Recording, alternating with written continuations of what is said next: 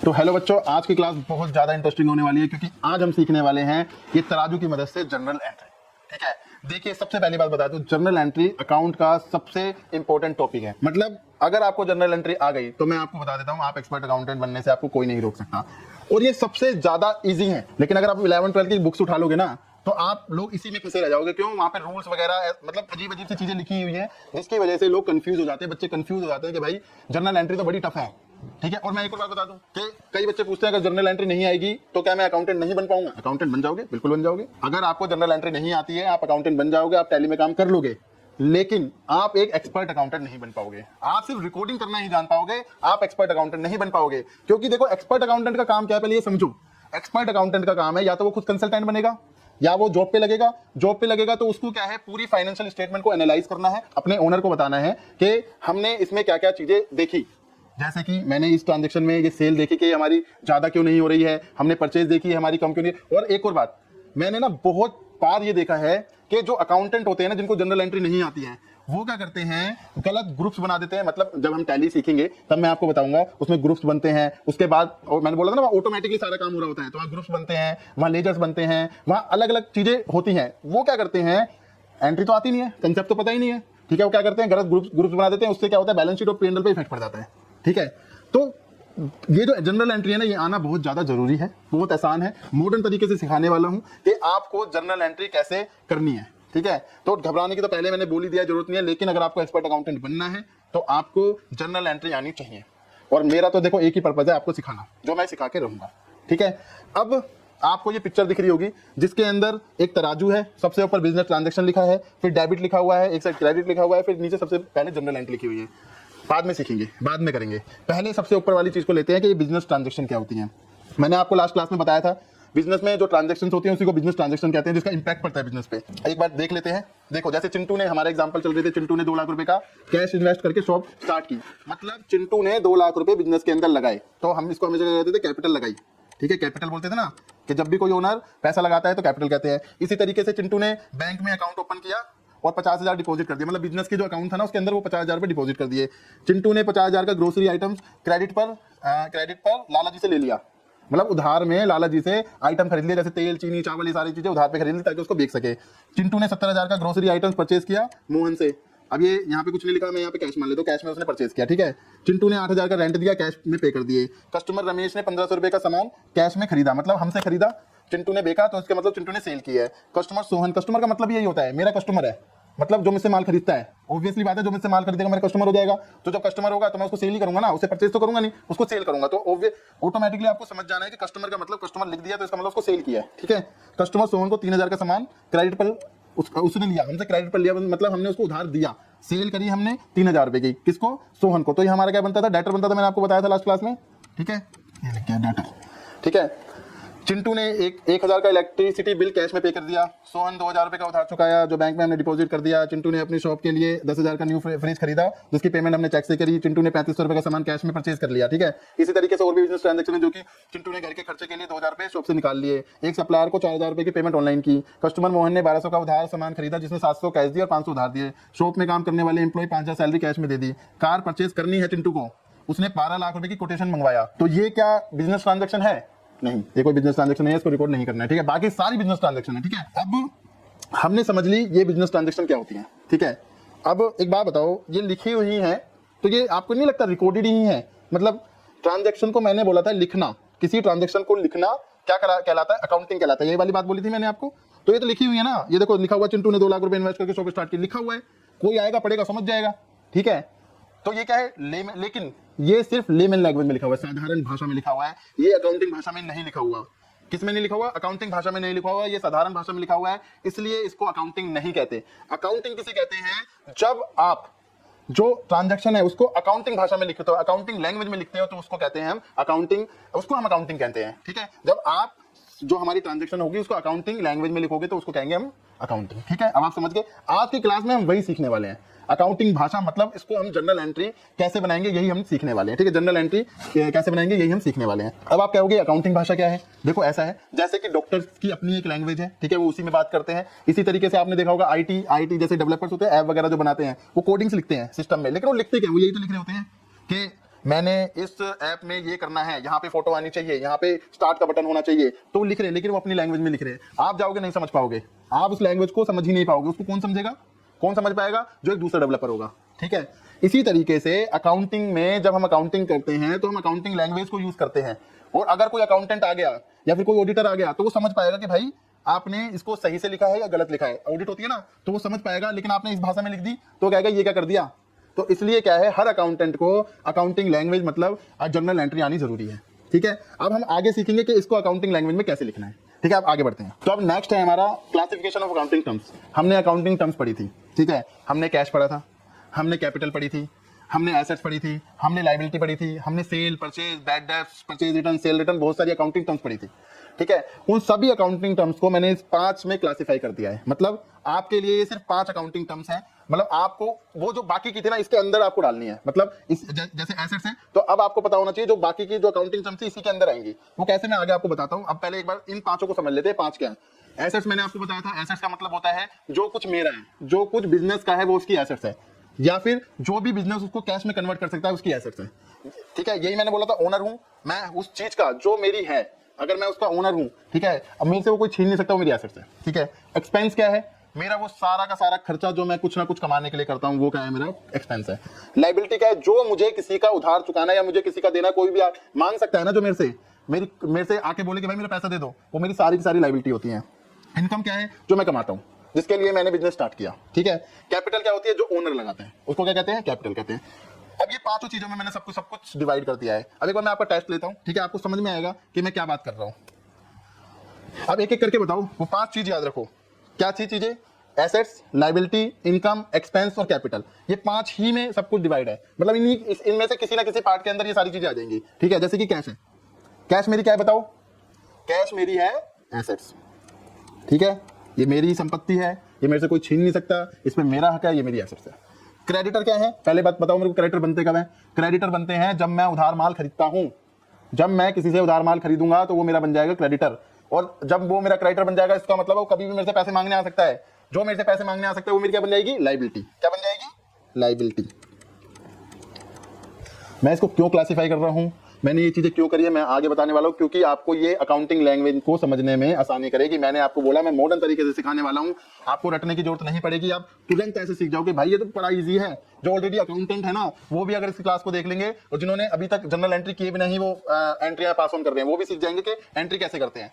ठीक है, तो जैसे जैसे मैं बोलता जा रहा हूँ, एक बार रिपीट करते जाओ, जो हमने पीछे क्लास में सीखा उसको एक बार रिमाइंड करते जाओ कि सर ने इन 5 की सारी अकाउंटिंग टर्म्स को इन 5 चीजों में डिवाइड कर दिया है। ठीक है, तो ये क्या वो है या नहीं है? ठीक है, अब जैसे कि डेटर कब बनते हैं? सोचो, मैंने बोला था डेटर तब बनते हैं जब आप उधार में माल किसी को सेल कर देते हो।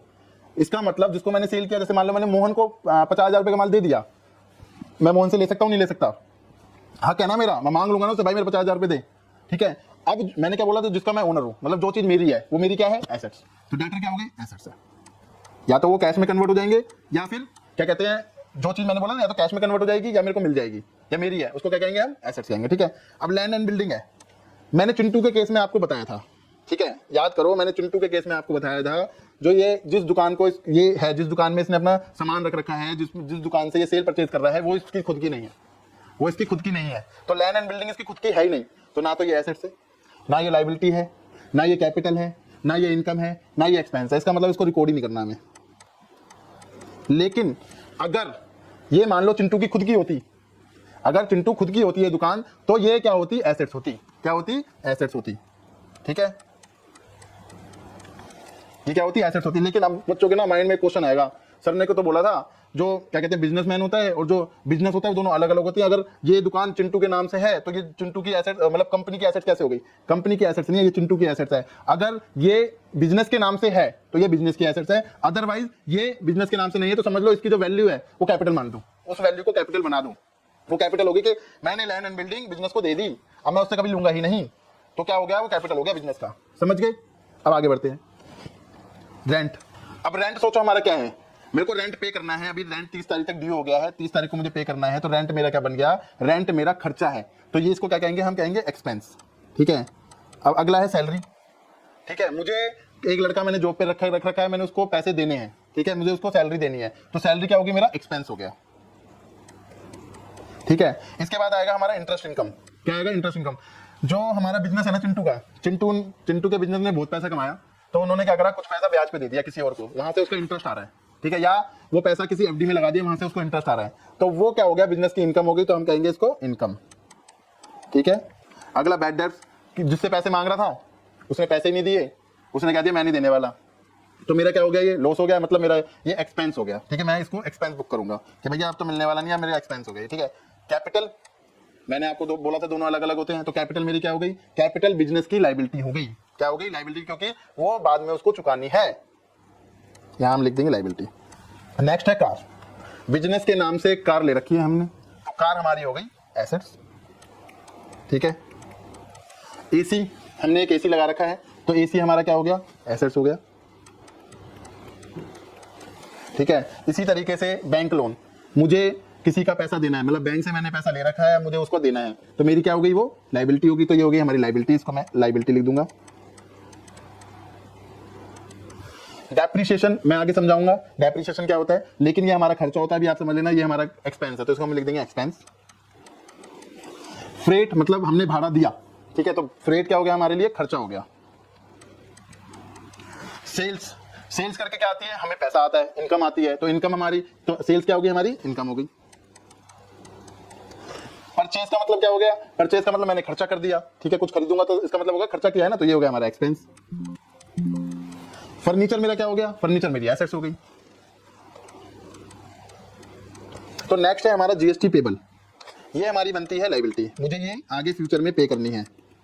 अब बच्चों को ना बड़ा डाउट होता है कि सर ये एक्सपेंस तो है, हमारा खर्चा है, हमें पे करना है। ये देखो जीएसटी पेड लिखा हुआ होता तो मेरा एक्सपेंस होता, या जीएसटी पेबल है, इसका मतलब ये मेरी लायबिलिटी है। आगे मैं इसको समझाऊंगा आपको, ये पेबल का मतलब क्या होता है, आउटस्टैंडिंग का मतलब क्या होता है। जीएसटी पेड लिखा है तो मैं खर्चा मानूंगा, पेबल लिखा है तो मेरे को देना है, मैंने दिया नहीं है, ठीक है, तो जीएसटी पेबल को मैं क्या मानूंगा, लायबिलिटी मानूंगा। ठीक है। अब आगे बढ़ते हैं, डिस्प्ले काउंटर। देखो मैंने बोला था ना, जो हमारे चिंटू ने बहुत सारे रैक्स लगा रखे हैं जिसमें सारा सामान रखा हुआ है, तो वो क्या है, उसकी एसेट्स है। ठीक है। आगे बढ़ते हैं, फर्नीचर एंड फिक्सर, बहुत सारा फर्नीचर रखा हुआ है उसकी दुकान पे, ठीक है, तो वो उसकी क्या होगी, एसेट्स हो गई। कंप्यूटर्स एंड इक्विपमेंट्स रखे हुए हैं, वो उसकी एसेट्स हो गई। उसके खुद के हैं, रेंट पे नहीं है, वो उसके खुद के हैं, उसने खरीदे हैं, उसको बेचेगा तो पैसे आ जाएंगे, ठीक है, उस पर मालिकाना हक है, इसलिए वो एसेट्स है। गुडविल, चिंटू का दूर दूर नाम हो गया, चिंटू दूर दूर से लोग आते हैं चिंटू बिग बाजार के नाम से, तो जो उसकी गुडविल है ना, वो उसकी एसेट्स हो गई। मैंने जैसे आपको एक बार बताया था ना, एसेट्स इंटेंजिबल एसेट्स हो गई है, ठीक है ना, ये इसकी एसेट्स हो गई। इसी तरीके से ट्रेडमार्क, जो चिंटू का नाम है चिंटू बिग बाजार, अब वो उसका खुद की एसेट्स बन गई। क्यों? अब वो उसको कोई चोरी नहीं कर सकता। चिंटू अगर किसी ने चोरी करा तो केस डाल देगा उसके ऊपर, क्योंकि उसने क्या करा है, गवर्नमेंट की साइट पे जाके उसको रजिस्टर कराया अपने नाम से, और गवर्नमेंट ने भी अप्रूव कर दिया, यस आप इस नाम को यूज कर सकते हो, तो वो नाम हो गया चिंटू की एसेट्स। इसी तरीके से इन्वेस्टमेंट क्या होती है, चिंटू ने क्या कर रखा है, जो पैसा कमा बिजनेस में, जो पैसा कम रहा है, तो बिजनेस ने क्या करा, बहुत सारा पैसा शेयर्स में, बॉन्ड्स में, एफडी के रूप में आगे लगा दिया, मतलब इन्वेस्टमेंट कर दी। जो इन्वेस्टमेंट कर दी इसका मतलब वो कभी ना कभी कैश में भी मैं उसको लिक्विडेट कर सकता हूँ, या उसको मैं, वो मेरी संपत्ति है, तो वो मेरी क्या हो गई, एसेट्स हो गई। इसी तरीके से जो स्टॉक पड़ा हुआ है वो मेरी एसेट्स है, जो गुड्स पड़े हुए हैं वो मेरी एसेट्स है। आई थिंक आप सारी जो हमारी अकाउंटिंग टर्म्स है, अब आपको समझ में आ गया कि हमको ये सारी अकाउंटिंग टर्म्स ये 5 चीजों में डिवाइड कर सकते हैं। इन्हीं 5 चीजों में आपको सारी अकाउंटिंग टर्म्स को डिवाइड करना है। ठीक है। आपके लिए मैंने होमवर्क भी दे रखा है, मैं आपको एक पीडीएफ फाइल शेयर करूंगा, आपको उसमें सारा का सारा बताना है कि कौन कौन सी एसेट्स है, एक्सपेंस है, लायबिलिटी है, इनकम है, कैपिटल, मतलब इन चीजों को किसको हम इनकम में डाल सकते हैं, किसको हम एक्सपेंस में डाल सकते हैं, किसको हम लायबिलिटी में डाल सकते हैं, किसको हम कैपिटल में और किसको इनकम में डाल सकते हैं। ठीक है। अब आगे बढ़ते हैं। तो अभी तक हमने सीखा बिजनेस ट्रांजेक्शन क्या होती है, ठीक है, और फिर उसके बाद हमने ये सीखा कि क्लासिफिकेशन, हमने अकाउंटिंग टर्म्स को 5 चीजों में डिवाइड कर दिया। ठीक है। सारी अकाउंटिंग टर्म्स को ये 5 अकाउंटिंग टर्म्स में हमने डिवाइड कर दिया। ओके। अब हम अपनी आगे चलते हैं जर्नल एंट्री की ओर, जो हम सीखने वाले हैं। तो सबसे पहले देखो आपके सामने ये जर्नल एंट्री, आपके सामने जर्नल एंट्री ट्रांजैक्शन लिखी हुई है। चिंटू ने 70,000 का ग्रोसरी आइटम परचेज किया मोहन से। क्या किया? 70,000 रुपए का आइटम परचेज किया मोहन से। तो मैंने आपको पहला बताया था कि हम इस तराजू की वजह से ही, मतलब इसकी मदद से हम सीखने वाले हैं जर्नल एंट्री। तो अकाउंटिंग का पहला रूल लिख लो। पहला रूल है कि जैसे इसका राइट साइड आप देख रहे होगे और लेफ्ट साइड देख रहे होगे, दोनों इक्वल है, दोनों इक्वल है और 2 पार्ट्स में डिवाइडेड है। तो आपको भी क्या करना है, हर ट्रांजैक्शन को 2 पार्ट्स में डिवाइड कर देना है। क्या कर देना है? दोनों पार्ट्स में डिवाइड कर देना है। पहला रूल, आपको किसी भी ट्रांजैक्शन को 2 पार्ट्स में डिवाइड करना है। और देखो अब इस इमेज को ध्यान से देखो, जो इसका राइट साइड है, जो इसका लेफ्ट साइड है, दोनों इक्वल है। इसका मतलब आपका जो जो आपने डिवाइड करा है ट्रांजैक्शन को, उसका राइट साइड और लेफ्ट साइड दोनों इक्वल होने चाहिए। ठीक है, मतलब सबसे पहले आपको ट्रांजैक्शन देखनी है, उसमें से उसको पार्ट्स में दो में डिवाइड करना है। एक पार्ट आपको राइट साइड में रखना है और एक पार्ट आपको लेफ्ट साइड में रखना है। ठीक है, और आपको देखना है कि जो दोनों जो हमने पार्ट किए हैं वो इक्वल है या नहीं है, मतलब अमाउंट दोनों में इक्वल है या नहीं है। अगर वो इक्वल नहीं होगा तो समझ लो आपकी जनरल एंट्री गलत है। ठीक है, जैसे तराजू सिखा रहा है आपको कि मैं राइट से भी और लेफ्ट से भी दोनों में इक्वल हूं, इसलिए मैं जनरल एंट्री हूं। ठीक है, इसी तरीके से पहले इस वाली जो ट्रांजैक्शन है इसमें देखते हैं हम कि हम पहले पार्ट्स में डिवाइड कर पा रहे हैं नहीं कर पा रहे। ठीक है, सबसे पहले 70,000 रुपए का चिंटू ने सामान खरीदा मोहन से, तो आप सोचो क्या दो इफेक्ट पड़ रहे हैं, मतलब क्या क्या हम डिवाइड कर सकते हैं। सबसे पहले सामान खरीदा, हमने परचेज किया। ठीक है, मैं पहले करूंगा परचेज, कितने का, 70,000 रुपए का सामान आ गया मेरे पास। दूसरा इफेक्ट क्या पड़ा, मेरा पैसा चला गया, मेरा कैश चला गया 70,000 रुपए का, ये दूसरा इफेक्ट पड़ा। देखो बिल्कुल तराजू की तरह right side and left side 70,000 रुपए से इक्वल है, मतलब हमने ट्रांजैक्शन को बढ़िया तरीके से डिवाइड कर दिया है। ठीक है, पहली परचेज करी 70,000 रुपए की और उस ट्रांजैक्शन का इफेक्ट सेकंड पड़ा कैश, मेरा चला गया 70,000 रुपए से, मेरा तराजू इक्वल हो गया। मतलब मेरा पहला रूल था, पहला रूल क्या था, ट्रांजैक्शन को 2 में डिवाइड करना है। लिख लो, ट्रांजैक्शन को 2 पार्ट में डिवाइड करना है, एक राइट साइड में एक लेफ्ट साइड में, और दोनों पार्ट का जो अमाउंट है वो इक्वल होना चाहिए, तभी वो एंट्री सही होगी। ठीक है, पहला हो गया। अब सबसे बड़ा क्वेश्चन कि सर राइट साइड किसको रखना है या लेफ्ट साइड किसको रखना है, या फिर राइट साइड का नाम क्या होगा या लेफ्ट साइड का नाम क्या होगा। देखो आपको एक चीज डेबिट करनी है, एक चीज क्रेडिट करनी है, सिंपल सी बात है। ठीक है, आप राइट साइड लिख लो, क्योंकि फॉर्मेट तो अलग हो, मैं आपको बताऊंगा। यहाँ पे आप लिख लो डेबिट करना है और ये आपको क्रेडिट करना है। अब सबसे बड़ा क्वेश्चन अगला कि सर आपने ये चीज बोल दी थी, ये तो हम समझ गए थे कि ट्रांजैक्शन को 2 में डिवाइड करना है, वो तो हो जाएगी, लेकिन किसको डेबिट करना है और किसको क्रेडिट करना है ये नहीं समझ में आ रहा। यही तो समझना है कि किस पार्ट को डेबिट करना है और किस पार्ट को क्रेडिट करना है। पहला रूल लेकिन समझ गए ना आप, ट्रांजैक्शन को 2 पार्ट में डिवाइड करना है, दोनों पार्ट हमारे इक्वल होने चाहिए। ठीक है, और एक पार्ट डेबिट होगा हमारा, एक पार्ट क्रेडिट होगा हमारा। ठीक है, ये आई थिंक आपको समझ में आ गया होगा। ठीक है, अब ऐसे ही अगली ट्रांजैक्शन को हम 2 पार्ट में डिवाइड करते हैं। ठीक है, डेबिट क्रेडिट क्या होगा ये हम आगे सीखेंगे। ठीक है, और अगर वही सीख गए ना, बात खत्म हो गई। फिर तो कोई भी चीज आ जाए, कोई भी ट्रांजैक्शन आ जाए, आप अपने आप ही उसको 2 पार्ट में डिवाइड करके डेबिट और क्रेडिट कर दोगे। ठीक है, तो क्योंकि ये इसी चीज के लिए तो मेहनत कर रहे हैं ना। तो अब आगे वाली ट्रांजैक्शन देखते हैं। आगे ट्रांजैक्शन है, चिंटू ने 8,000 का रेंट कैश में पे किया। क्या किया, कैश में चिंटू ने 8,000 का रेंट पे किया। 2 में डिवाइड कर दो इस ट्रांजैक्शन को। तो रेंट पे किया, तो रेंट को लिख देंगे हम एक जगह, हमारा खर्चा है। क्या है, रेंट हमारा एक्सपेंस, एक जगह मैं एक्सपेंस लिख देता हूं, कितने का, 8,000 रुपए का, और 8,000 रुपए गए, कैश लिख देता हूं 8,000 रुपए, हो गई 2 में डिवाइड एंट्री। यहां तक तो जी हमें बिल्कुल समझ में आ गया सर, 2 में डिवाइड करना। आई थिंक अब आपके लिए होमवर्क है, ये सारी जितनी आपके ट्रांजैक्शन दे रखी हैं इनको 2 पार्ट में डिवाइड कर दो, दोनों पार्ट इक्वल होने चाहिए। ठीक है, ये जितनी भी एंट्री है ये आपका होमवर्क है। आपको क्या करना है, इनको 2 पार्ट में डिवाइड करके मेरे नंबर पे शेयर कर देना। ठीक है, अब आगे बढ़ते हैं। किसको, अब इनमें से किसको डेबिट करना है और किसको क्रेडिट करना है। डिवाइड करना सीख गए, तोड़ना सीख गए, इक्वल करना सीख गए। अब डेबिट क्रेडिट लिखना नहीं सीखे सर हम, वही हमें बता दो। ठीक है, अब वो भी बताते हैं, जैसे ये सीख गए वैसे वो सीख जाओगे। देखो अब ये है आपके डेबिट क्रेडिट के रूल, ये आपको बताएंगे कि भाई कौन से पार्ट को मुझे डेबिट करना है और कौन से पार्ट को मुझे क्रेडिट करना है। ठीक है, ये बिल्कुल नए तरीके, नया युग वाले रूल हैं, मतलब जिसको इजी तरीके से समझा जाता है और आराम से अप्लाई किया जाता है। वो 11th 12th वाले वो जो रियल नॉमिनल वो अकाउंट होते थे ना, हम क्रिएट करते थे, गोल्डन रूल्स, वो नहीं है ये। ठीक है, ये एंट्री को इजी बना देते हैं, आपको डेबिट क्रेडिट कैसे करना है उसको इजी बना देंगे। चलिए, मैंने सबसे पहले क्या बताया था कि सबसे पहले तो मैंने ये बताया था कि बिजनेस ट्रांजैक्शन क्या होती है, फिर उसके बाद मैंने बताया था कि जितने भी अकाउंटिंग टर्म्स हैं उसको मैंने 5 भागों में डिवाइड कर दिया था। वो 5 चीजें क्या थी आप मेरे को बताओ। सबसे पहले थी एसेट्स, फिर थी लायबिलिटी, फिर था एक्सपेंस, इनकम एंड कैपिटल, यही 5 थे। ठीक है, अब आप ध्यान से सुनना, जब जब हमारी एसेट्स बढ़ेगी, जब जब हमारी एसेट्स बढ़ेगी हम उस वाली चीज को कर देंगे डेबिट, और जब जब हमारी एसेट्स घटेगी तो हम उसको कर देंगे क्रेडिट। ठीक है, जब हमारी एसेट्स बढ़ेगी तो उसको कर देंगे हम डेबिट, और जब हमारी एसेट्स घटेगी तो हम उसको कर देंगे क्रेडिट। ठीक है, एसेट्स बढ़ी डेबिट, एसेट्स घटी क्रेडिट। ठीक है, इसी तरीके से एक्सपेंस, खर्चा बढ़ा तो डेबिट, अगर खर्चा घटा तो क्रेडिट। ठीक है, उसी तरीके से लायबिलिटी, लायबिलिटी जब हमारी घटेगी नीचे जाएगी तो होगी डेबिट, लायबिलिटी हमारी बढ़ेगी तो होगी क्रेडिट। इसी तरीके से इनकम अगर हमारी घटेगी तो होगी डेबिट, अगर हमारी बढ़ेगी तो होगी क्रेडिट। ठीक है, इसी तरीके से कैपिटल हमारी घटेगी तो होगी डेबिट, और अगर बढ़ेगी तो होगी क्रेडिट। बस ये चीज आपको समझनी है, ये चीज आपको अपने दिमाग में डाल लेनी है। आपकी अब जर्नल एंट्री को आराम से हो सकती है, बहुत आराम से। एक बार मेरे साथ रिपीट करो शुरू से पूरी क्लास को, ठीक है, क्योंकि मैंने आपको बोला है जर्नल एंट्री हमारे लिए, अकाउंटिंग के लिए वरदान है। सिंपल सी बात है, आपको एक्सपर्ट बनाने में यही आपका साथ देगी, ठीक है। हमें रटना वटना कुछ भी नहीं है, ये मैंने पहले ही बोल दिया था आपको। सबसे पहले क्या करते हैं हम, बिजनेस ट्रांजेक्शन को आइडेंटिफाई करते हैं, फिर उसको हमें रिकॉर्ड करना पड़ता है। रिकॉर्ड कैसे करना पड़ता है, उसकी अकाउंटिंग लैंग्वेज में हमें रिकॉर्ड करना पड़ता है, अकाउंटिंग भाषा में हमें रिकॉर्ड करना पड़ता है, जिसको जर्नल एंट्री कहते हैं, ठीक है। हमने टोटल जितनी भी हमारी अकाउंटिंग टर्म्स हैं उसको 5 चीजों में डिवाइड कर दिया है। एसेट्स, अब सब कुछ या तो एसेट्स होगा, या लायबिलिटी होगा, या फिर इनकम होगा, या एक्सपेंस होगा, या फिर कैपिटल होगा। ये 5 चीजें होंगी, इस 5 चीजों के अलावा कुछ नहीं होगा, ठीक है। अब हमारा पहला रूल था जर्नल एंट्री का कि हर ट्रांजैक्शन को तराजू की तरह, याद रखना तराजू, उसको कभी भूलना ही मत, याद रखना तराजू की तरह आपको हर ट्रांजैक्शन को 2 पार्ट में डिवाइड कर देना है। और दोनों पार्ट में जब आप डिवाइड करोगे ना, तो जो दोनों पार्ट है वो इक्वल होने चाहिए। मतलब अगर आपने 40,000 यहां लिखे हैं तो 40,000 आपको यहां लिखने हैं, ठीक है। अगर आपने यहां कोई भी एंट्री करी है तो उसके इक्विवेलेंट कोई एंट्री होनी चाहिए, ये होगी तो आपके जो चीजें हैं वो बिल्कुल सही होंगी। पहला रूल था। अब इन दोनों का नाम देना है, एक का नाम डेबिट देना है, एक का नाम क्रेडिट देना है।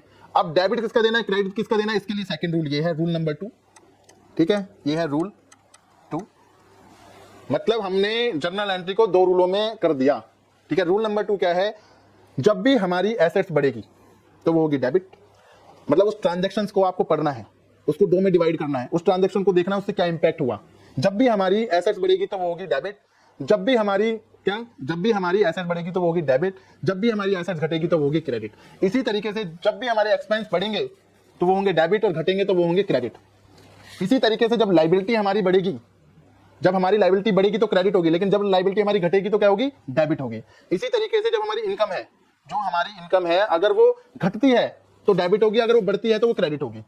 इसी तरीके से हमारी कैपिटल जब घटेगी तो वो क्या डेबिट होगी, अगर बढ़ेगी तो वो क्रेडिट होगी, ठीक है। यही रूल आपको याद रखना है, ठीक है। अब इसके बाद हम चलते हैं अपनी जर्नल एंट्री, मतलब ट्रांजैक्शन पे, जो हम जर्नल एंट्री में कन्वर्ट कर देंगे। अब कोई भी ट्रांजैक्शन आ जाए हम उसको जर्नल एंट्री बना देंगे, ओके। आगे चलते हैं। अब मैं आपके सामने कुछ ट्रांजैक्शन बनाता जा रहा हूं, हम उसको धीरे धीरे क्या करेंगे। पहला हमारा रूल क्या था, डिवाइड करना है, फिर उसके आगे डेबिट क्रेडिट लिखना है, और उसको किस तरीके से जर्नल एंट्री लिखते हैं वो भी मैं आपको फाइनल करके बताने वाला हूं। तो सबसे पहले है हमारा, एक मिनट अपने सिस्टम को मैं सही कर लूं ताकि मेरी राइटिंग अच्छी आए। तो सबसे पहले चिंटू ने क्या करा, चिंटू ने 2 लाख रुपए का सामान सेल किया, 2 लाख के गुड्स सेल किए रोहन को कैश में। अब रूल नंबर 1 था हमारा तराजू की तरह चीजों को डिवाइड कर देना, तो हम तराजू की तरह डिवाइड कर देते हैं ट्रांजैक्शन को 2 भाग में। पहला हमारा इंपैक्ट पड़ा, गुड्स हमारे पास आए, सॉरी हमने सेल करें तो गुड्स हमारे पास से चले गए, ठीक है। तो हमारे पास से चले गए तो मैं यहाँ लिख देता हूँ कि मैंने सेल, पहला इंपैक्ट पड़ा हमारा सेल 2 लाख रुपए, और एक इंपैक्ट पड़ा हमारा मेरे पास कैश आ गया 2 लाख रुपए। अब आप ये ना कहीं भी आगे पीछे कहीं भी लिखो, मतलब यहाँ लिख लो या वहाँ लिख लो, आप ये मत सोचना मैंने पहले यहाँ क्यों लिखा या यहाँ क्यों नहीं लिखा, मैं यहाँ भी लिख लो, इसको काटो, यहाँ लिखते हैं, पहले लिखते हैं सेल बोला था मैंने 2 लाख रुपए, यहाँ लिख दिया मैंने, फिर मैंने कैश बोला था मैंने यहाँ लिख दिया। देखो अब आप ट्रांजैक्शन देखो 2 पार्ट्स में डिवाइड हो गई, इक्वल हो गई, हमारा रूल 1 क्लियर। अब बचा हुआ है किसको डेबिट करना है किसको क्रेडिट करना है, तो यहाँ पे वो 5 रूल लिख लो। कौन से थे वो 5 रूल, एसेट्स, अगला था हमारा था अगला एक्सपेंस, फिर था हमारा लायबिलिटी, फिर था हमारा इनकम, फिर था हमारा कैपिटल। डेबिट कब करना है क्रेडिट कब करना है, ये इस तरीके से लिख लो। एसेट जब बढ़ेगी तो डेबिट करेंगे, एसेट जब घटेगी क्रेडिट करेंगे, एक्सपेंस जब बढ़ेगा तो डेबिट करेंगे, घटेगा तो क्रेडिट करेंगे। लायबिलिटी जब हमारी घटेगी तो हम क्या करेंगे, उसको डेबिट करेंगे, लायबिलिटी हमारी बढ़ेगी तो हम उसको क्रेडिट करेंगे। इसी तरीके से इनकम जब हमारी घटेगी तो उसको डेबिट करेंगे और बढ़ेगी तो उसको क्रेडिट करेंगे। कैपिटल हमारी जब घटेगी तो उसको डेबिट करेंगे और बढ़ेगी तो उसको क्रेडिट करेंगे, ठीक है। अब इस ट्रांजैक्शन का इंपैक्ट देखो, समझो, क्योंकि मुझे अभी ये 2 में डिवाइड कर दिया, मुझे डेबिट और क्रेडिट करना है इसको, ठीक है। तो सबसे पहले देखते हैं कि ये सेल हमारा क्या है। सेल हमारा क्या है, मैंने आपको क्लासीफाई करा, पहले सेल को क्लासीफाई करो जल्दी से। सेल क्या है, हमारी एसेट्स है, हमारी लायबिलिटी है, हमारी इनकम है, हमारा एक्सपेंस है या हमारे कैपिटल है, हमारी इनकम है, ठीक है। हमने ये सीखा था क्लासिफिकेशन। मैं आपको नोट्स और दूंगा, आपको बहुत सारी टर्म्स दूंगा, आप क्लासीफाई करना, आपको इजी बार बार क्लासीफाई करोगे तो आपको आराम से समझ में आ जाएगा, ठीक है। इसी तरीके से कैश क्या है, हमारी एसेट्स है, ठीक है। अब हुआ क्या, देखो यहाँ पे मैंने बोला था मेरे पास पैसा आया, कैश क्या हुआ, हमारी ट्रांजैक्शन थी कि हमने माल बेचा तो कैश मेरे पास आया, हमारी एसेट क्या हुई यहाँ पे बड़ी, तो मैं जब एसेट बढ़ती है तो डेबिट कर देते हैं, लो जी डेबिट कर दो जल्दी से। अगला क्या हुआ, सेल हमारी 2 लाख रुपए हमारी इनकम है। जब भी हमारी इनकम हुई ना, जब भी हमारी इनकम होती है तो हम उसको क्या कर देते हैं, हम उसको कर देते हैं क्रेडिट। यही लिखा हुआ है ना रूल में, ये देखो रूल देखो, इनकम जब भी हमारी बढ़ेगी तो हम उसको क्या कर देंगे, क्रेडिट। अब इसको लिखने का एक प्यारा सा तरीका है, देखो ऐसे लिखेंगे, अच्छा सा नहीं लग रहा ना, अच्छी तरीके से लिखते हैं हम। हमेशा डेबिट ऐसे लिखते हैं, कैश इसको हम अकाउंट लिखते हैं, हमारे अकाउंट बनते हैं, डेबिट कितने से, 2 लाख से, और हम क्रेडिट के लिए यूज करते हैं 2, ठीक है। तो 2 हमारा हो गया सेल्स, कितने से, सेल्स अकाउंट लिख दो, ठीक है, क्योंकि सारे अकाउंट्स बनते हैं इसलिए अकाउंट वर्ड आगे जरूर लिखो, 2 लाख रुपए से। इसको इस तरीके से हम लिखते हैं, ऐसे डिवाइड, या तो देखो ऐसे डिवाइड कर लो या ऐसे डिवाइड कर लो, मैंने ऐसे डिवाइड कर दिया, ऊपर नीचे दोनों बराबर, ठीक है। नेक्स्ट हमारा एग्जांपल है, चिंटू ने